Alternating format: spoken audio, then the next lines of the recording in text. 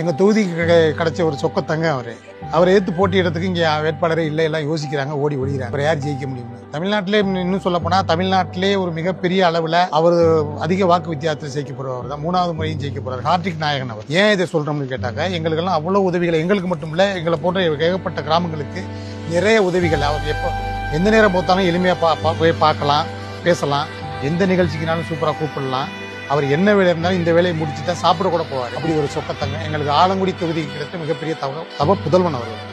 ஏன் சொல்றேன்னா, எங்களுக்கு என்ன தேவைகளோ, எங்க ஊருக்கு மட்டும் இல்ல, எங்க தொகுதியில என்ன தேவைகளோ, யாரு போய் எப்போ மனு கொடுத்தாலும் அந்த வேலைகளை உடனே அந்த ஆபீசருக்கு, அந்த துறை சார்ந்தவர்களுக்கு உடனே அவங்களுக்கு ரிப்ளை பண்ண சொல்லி அதுக்கான வேலைகளை பண்ணி கொடுத்து திட்டங்கள்லாம் சரிவா சூப்பரா அவர் சட்டமன்ற உறுப்பினர்ல இருந்து என்ன பண்ணிட்டு வருதோ அதெல்லாம் ஒண்ணு கூட வீணாகாம சிறப்பா செயல்படுவாரு.